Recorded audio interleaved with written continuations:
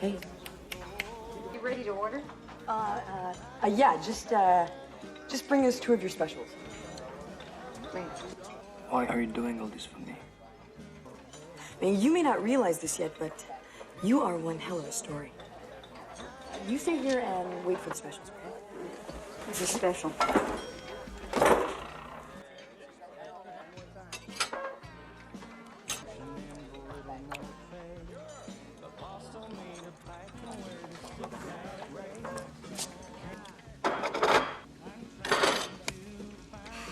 Hey, you got enough money to pay for all this? You know, money, cash, dollars, dinero.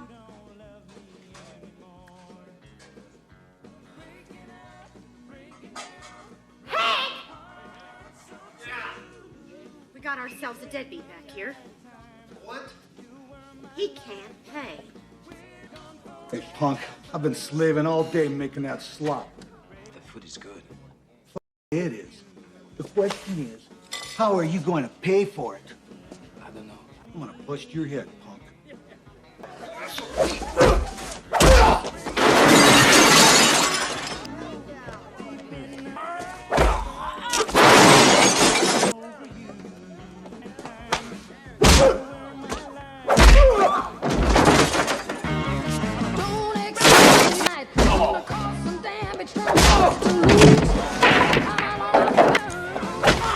Thank you very much.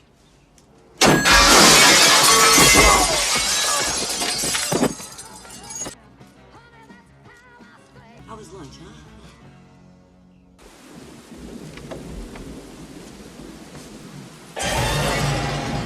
Looking for something?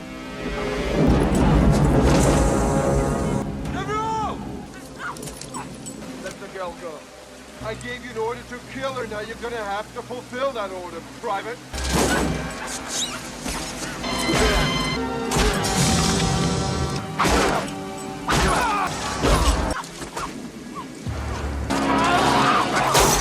When I say jump, you say how high. Got it? Got it? Now where are we gonna shoot her? In the chest. I think we should shoot her in the head. Burn!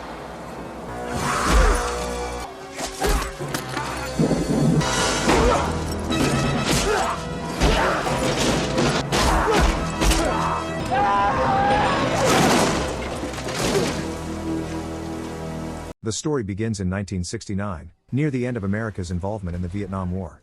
After Private Luke Devereaux and his unit successfully secure a village, the mission turns disturbing when Luke discovers soldiers and civilians murdered with their ears cut off.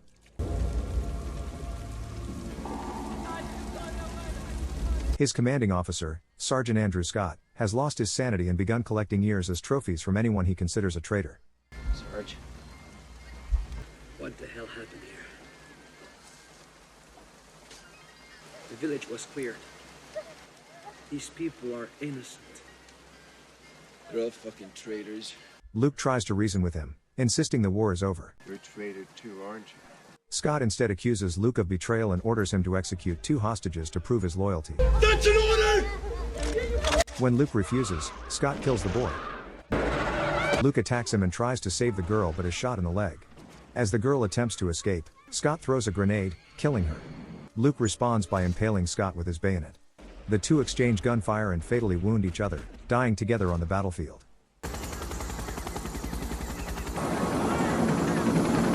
The following morning, a U.S. Special Forces cleanup team finds their bodies, with Scott's necklace of ears still intact. Oh, Jesus Christ. Sir, how do we write this one up? To avoid explaining the incident, the commanding officer orders the event sealed and declares both soldiers missing in action. 25 years later, terrorists seize control of the Hoover Dam and begin executing hostages and police officers. With nearly 30 hostages held inside the power station at the base of the structure, the gunmen claim that they will not release any of their prisoners until various of their comrades are released from federal penitentiaries across the United States.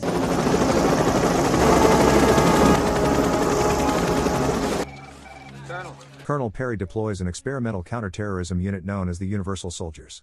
Among them are Luke and Scott, resurrected as GR-44 and GR-14. They have no memory of their past lives and are sent in to eliminate the threat. They're 8 seconds behind schedule. This is Veronica Roberts reporting live for CNA. Activate interceptors now. Scott uses extreme force, suggesting his violent tendencies remain. Their helmet cameras transmit footage back to the command center as another unit, GR-76, demonstrates the soldiers' enhanced abilities by surviving heavy gunfire.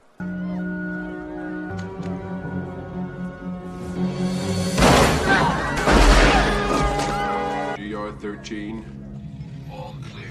After the dam is secured, Luke sees hostages who resemble the villagers from Vietnam, triggering suppressed memories. GR-44, Status report. Scott also begins to remember, but both remain silent. After the Unisol team successfully neutralizes the terrorists and rescues the hostages, Colonel Perry, the head of the program, addresses a crowd of eager journalists. He presents the operation as a flawless victory for the Universal Soldier Program, highlighting the speed and efficiency of the team. The colonel uses the moment to market the program's superiority over traditional special forces, emphasizing that his team can handle high-stakes counterterrorism missions without a single casualty on the American side. I've got an idea. No, you don't. Yeah, I do. I hate when you do this. Back at the mobile command center, technicians notice that Luke and Scott show no signs of overheating, unlike the others. Luke repeatedly states that the civilians were innocent. Technicians Woodward and Garth recommend removing both soldiers from active duty, but Perry orders them to inject neural serum to suppress their memories. Taking position. Activate injection.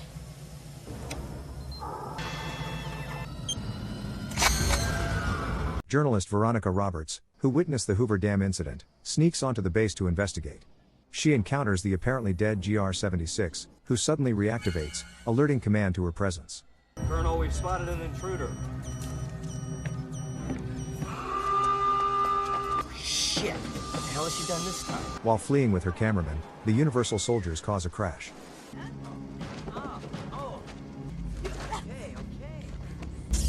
Okay, they got him.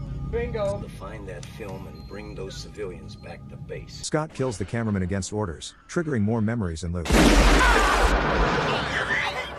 Luke attacks Scott and escapes with Veronica after she removes his headset, cutting him off from command. Scott mumbles traitor to himself just like in Vietnam, but none of the Unisol team hear him. We killed an innocent man. What do you suggest we do, Woodward? Since they got an innocent cameraman killed, Woodward wants to come clean, but Perry resolves to chase the reporter across country and prevent knowledge of the Unisols from getting out. The project's unknown to the Pentagon, as they wouldn't allow dead soldiers to be resurrected, and if the secret gets out they all go to jail. They mobilize the command center while Veronica asks Luke why he saved her, but he just says his tour's over and he wants to go home. Oh my God, you've been shot. The Unisol uses a lighter to stop his bullet wound from bleeding, and when they run out of gas he gets out and pushes the car at high speed all the way to the nearest gas station. Ran out of gas yesterday. Refueling truck will be here in the morning. The pair hide out for the night at a motel, and Veronica attempts to contact the police, but none of the payphones work. She goes to use the employee phone, but Luke follows her into the parking lot naked and collapses from overheating and requires an ice bath to recover. Your wound. Soon, the Universal soldiers arrive, forcing the pair to flee through the motel, narrowly escaping. They're leaving the motel. Damn it.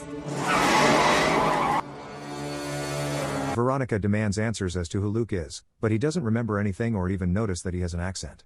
He pulls over to hop out and try to remember anything he can when he notices the mobile command center following and continuing on to the nearest gas station.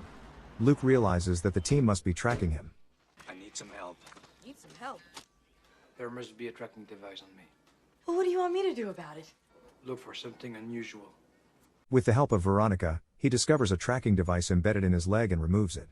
When the Unisol team arrives, they rig a gas station to explode, injuring several pursuing soldiers. Hiding inside ice-filled trunks, Luke and Veronica sneak aboard the mobile command center and steal evidence of the program. During the escape, Scott ambushes them but is thrown through a windshield during a crash. After losing them again, Colonel Perry orders GR-14 back to the truck, but he says that his name's Sergeant Andrew Scott and murders Colonel Perry. His old personality resurfaces as he takes control of the program, killing technicians and injecting himself with muscle enhancers. I'm going inside. I'll give you a signal, and I'll engage the injection device on the arm of this chair. Woodward attempts to stop him but is also murdered, leaving the operation under Scott's control. Meanwhile, Veronica is looking over the evidence and gets the phone number of the Unisol program's creator while Luke relearns about food. While the reporter gets the originator's location on a payphone outside, Luke racks up a large bill that he's unable to pay. You got enough money to pay for all this? We got ourselves a deadbeat back here. The food is good. It is. The question is, how are you going to pay for it? I don't know.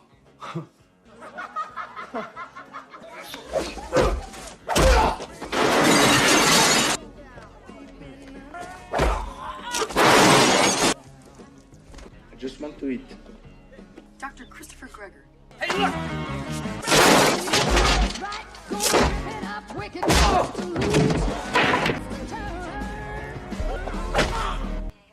Veterans Hospital? Yes. Great. Operator, can you tell me exactly where that is?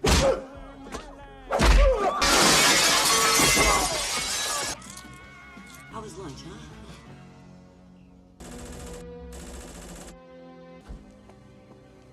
huh? Later, Luke and Veronica track down Dr. Gregor, the project's creator, who explains that the Universal soldiers are reanimated corpses that overheat and remain technically dead. In Luke's case, he wanted to go home. As for Scott, he thinks he's still in Vietnam fighting the insurgents. Scott suffers from regressive traumatic recall and believes he is still fighting in Vietnam, while Luke's calmer nature stems from his desire to return home. Luke attempts to send Veronica away for her safety, but she refuses to leave.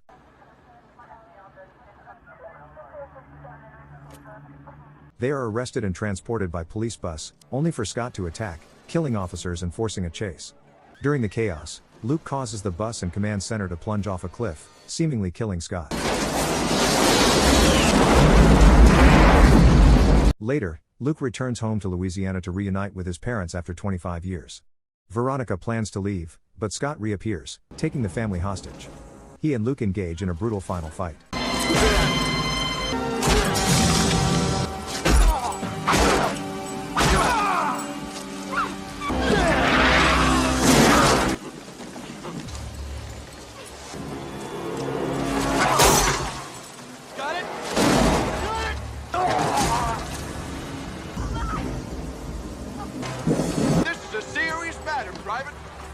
Give me your best shot. After being overwhelmed, Luke injects himself with the muscle enhancer and gains the strength to fight back.